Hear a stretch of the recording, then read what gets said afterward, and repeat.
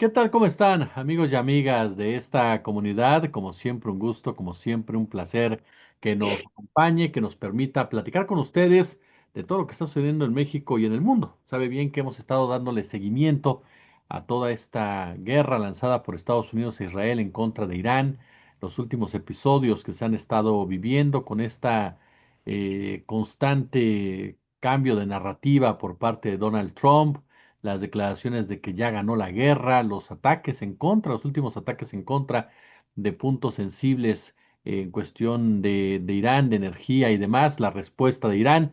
Y vamos a analizarlo más a fondo, vamos a analizarlo más a fondo, vamos a analizarlo con voces expertas, por supuesto, y quiero agradecerle encarecidamente a Miguel Tinker Salas que se encuentre con nosotros. Miguel, un placer recibirte, muchas gracias por acompañarnos aquí en la comunidad. Muchas gracias y un placer estar con ustedes.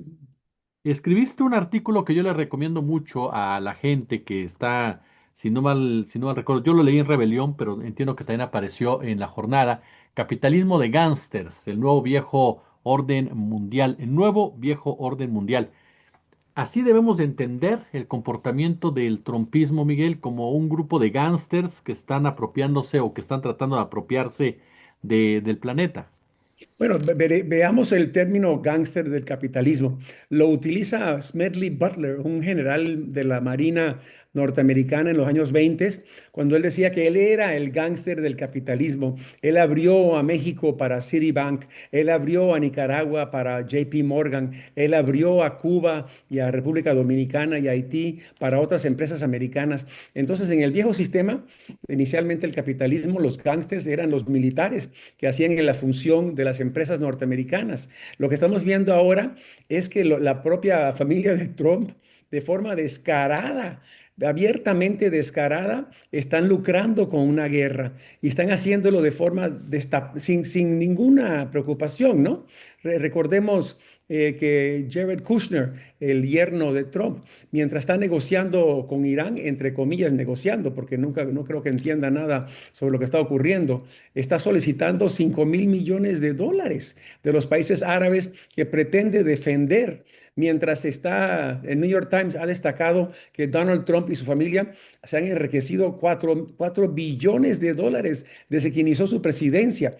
O sea que ahora en forma descarada, en años anteriores, presidentes abrían una fundación, al salir de su oficio, abrían una fundación, darían charlas, harían millones de dólares, pero aquí lo están haciendo mientras están funcionando como presidente, embajadores o ministros de diferentes carteras.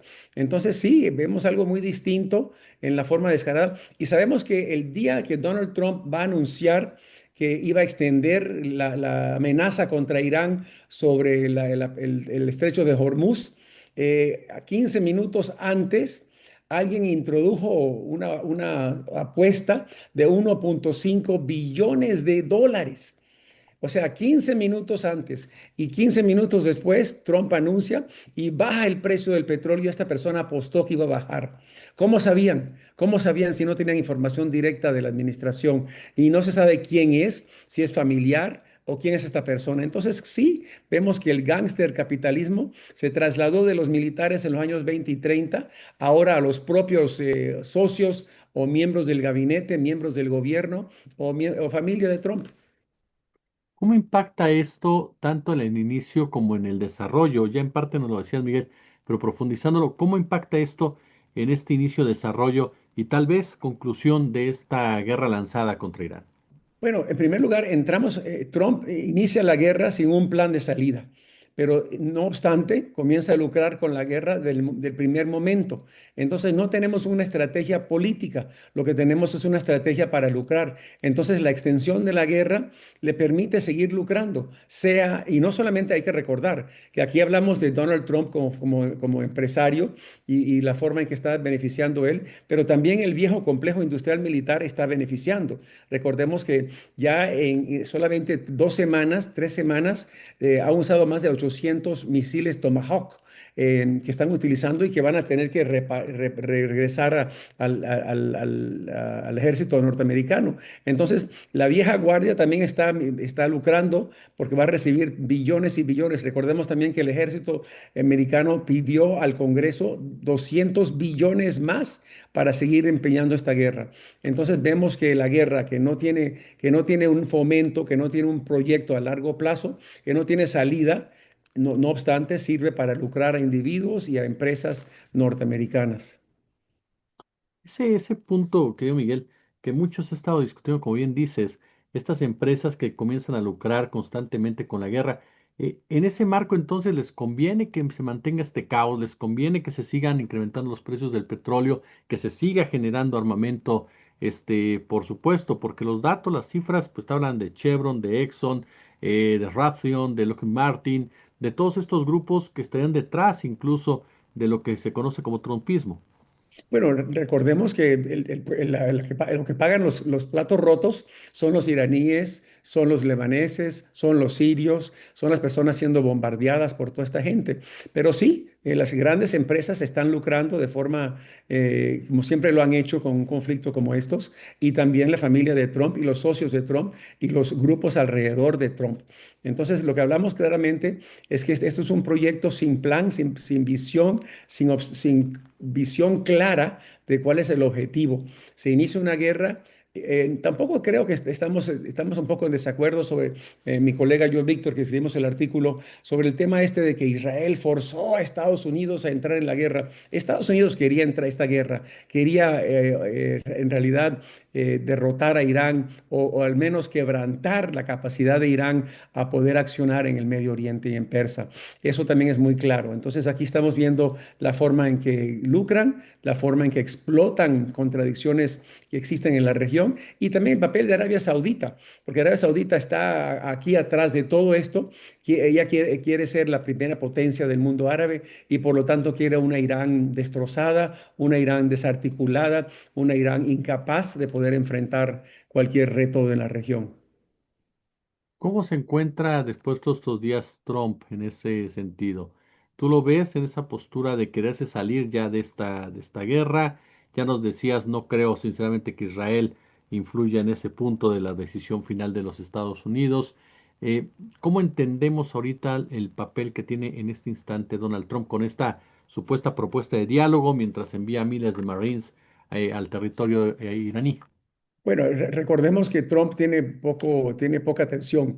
Entonces, incluso algunos de sus asesores ya están diciendo que Trump se aburrió con la guerra, que ya quiere buscar un fin, porque todo tiene que ver con Donald Trump. Recordemos que quiere cambiar todos los nombres para que aparezca su firma en los billetes de dólares, para que aparezca en el centro Kennedy sea el centro Trump, para que la doctrina Monroe sea la doctrina Donro.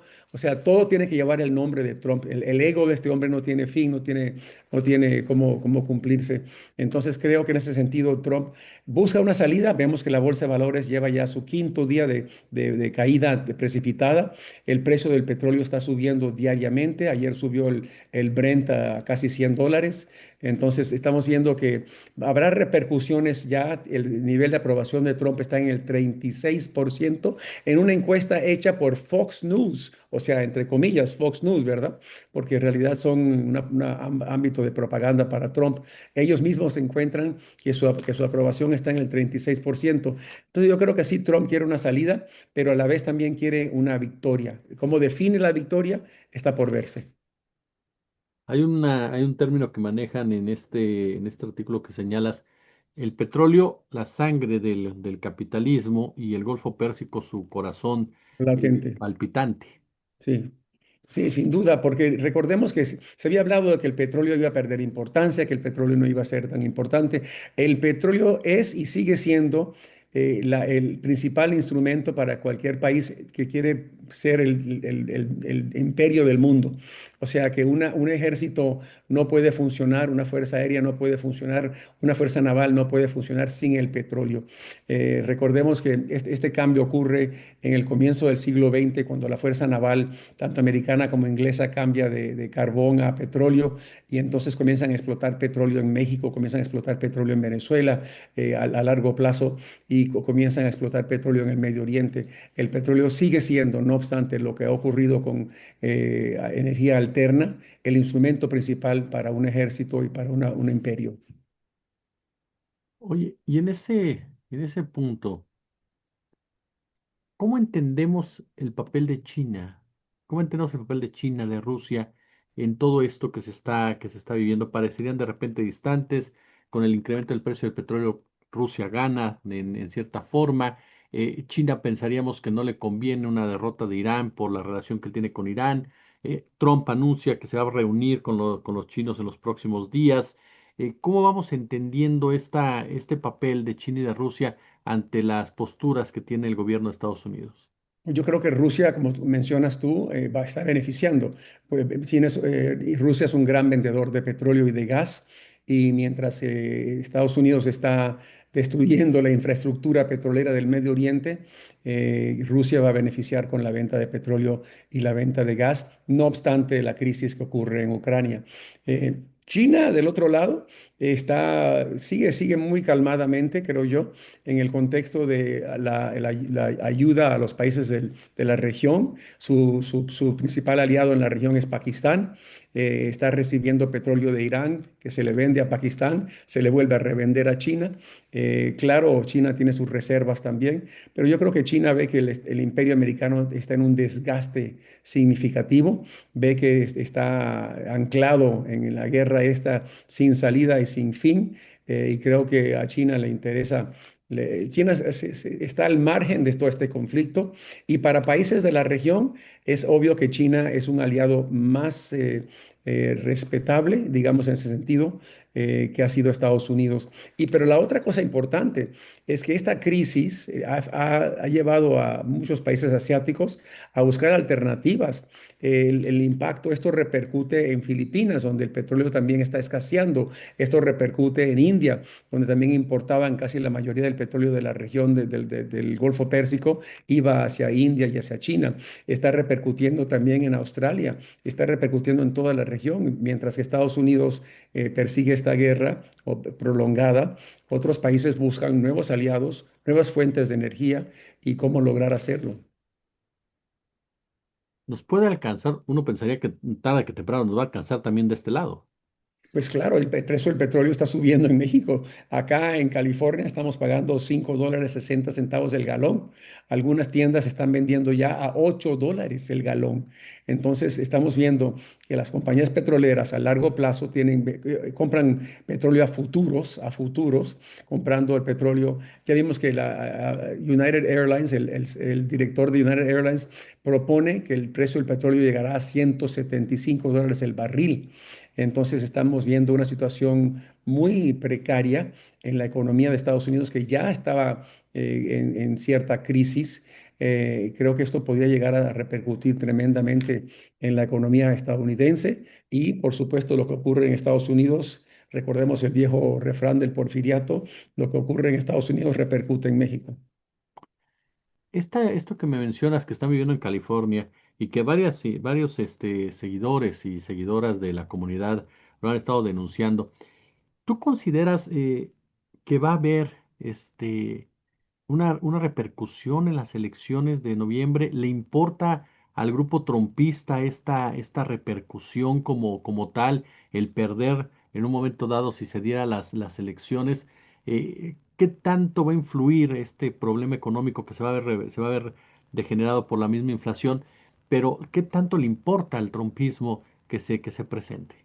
Sí le importa mucho, o sea, recuerda lo que acabo de mencionar anteriormente con las encuestas y el 36% de aprobación. Por eso están maniobrando, buscando cómo manipular las elecciones. Aquí el sheriff del condado de Riverside mandó a secuestrar todas las actas del voto de la última elección para tratar de insinuar que hubo fraude. El trumpismo está montando una campaña que se llama el Save America Act, el acta para salvar Estados Unidos, donde quieren crear las condiciones para que no haya voto por correo, que históricamente ha habido en este país, no haya voto, tenga que haber voto en persona, que toda persona tiene que traer pasaporte americano para comprobar que es el votante y que es ciudadano. Recordemos que hay 20 millones de personas que no tienen acceso al pasaporte. Mujeres que se han casado recientemente han cambiado el nombre, no van a aparecer en la lista de votantes. Entonces están haciendo todo lo posible por manipular las elecciones de noviembre e incluso hablan de de enviar ICE a los puestos de votar para así asegurar que todos sean ciudadanos y así manipular y buscar crear miedo entre los votantes para que no vayan a votar, sabiendo que esto va a impactar más a comunidades de color, a comunidades de clase obrera en este país. Pero sí, tienen miedo de perder las elecciones y por lo tanto van a manipular todo lo posible para asegurar que Trump gane. Y están hablando también de que van a manipular para que el proceso de Trump se pueda reelegir una tercera vez en el 2029 por temor a que si pierden, los demócratas podrían buscar enjuiciarlos a ellos. Miguel, mencionas, puede ser una gran ilusión esta idea de Trump de convertirse en el gángster del mundo. ¿Hablaríamos entonces de una, podríamos interpretarlo como una derrota de Trump ya, o cerca de consolidarse una derrota precisamente en Irán, a pesar de todo lo que hemos visto? Yo planteo que esto es un presidente en decadencia, un presidente débil, un gobierno débil, una economía fracturada y débil también. Y lo que está ocurriendo son acciones que demuestran esa debilidad. Entrar en una guerra es en sí un fracaso de la diplomacia, un fracaso del poder suave, del poder de presión que normalmente se emplearía. Si la gente de Biden y la gente de Obama se están riendo porque lo que propone Trump hoy día es el mismo trato que ya existía cuando estaba Obama de presidente. O sea, si recordemos lo que dijo el secretario de Relaciones Exteriores de Omán antes del bombardeo. Dijo, ya habían acordado revisar los sitios de producción de uranio. Ya habían acordado a no alimentar más el uranio.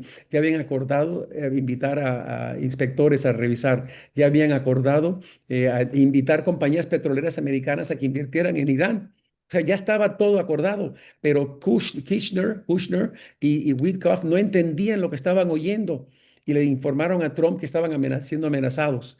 Y eso fue un factor en la guerra, porque esta gente no son negociadores, no son diplomáticos, trabajan en la inmobiliaria, no trabajan realmente en la diplomacia. Y según dicen algunos diplomáticos, el proyecto que estaba sobre la mesa era más de lo que ya había logrado con Obama. Finalmente, agradeciendo estos minutos para nuestra comunidad, ya hablábamos de Arabia Saudita, hablamos de Trump, hablamos de Irán. ¿Qué pasa con Israel después de todo lo que hemos venido viendo? Y sobre todo, ¿qué pasa con estos lobbies sionistas que operan? ¿Cómo pueden resentir esto que se está viviendo? ¿Qué tanto los puede menguar en su propio poderío? ¿Qué pasa ahí? Bueno, yo creo que vemos según las encuestas un apoyo tremendo por Netanyahu en Israel. Lamentable, pero según las encuestas tiene un apoyo significativo. Pero es claro, Netanyahu tiene su proyecto. El proyecto es capturar todo el sur del Líbano. El Líbano lo han querido capturar por décadas, lo están haciendo, están impulsando apropiarse de la costa oeste, de la parte oeste de Israel. Están acordando seguir genocidio en Gaza. Entonces creo que el proyecto de Israel sigue. Israel junto con Arabia Saudita quiere destruir cualquier capacidad de que tiene Irán para poder defenderse o al menos contradecir una política iraní, perdón, una política israelí. Miguel Tinker Salas, un verdadero honor tener la oportunidad de platicar contigo y de aprender a ti aquí en nuestra comunidad. Muchísimas gracias. Un placer a todos ustedes. Saludos a todos y todas.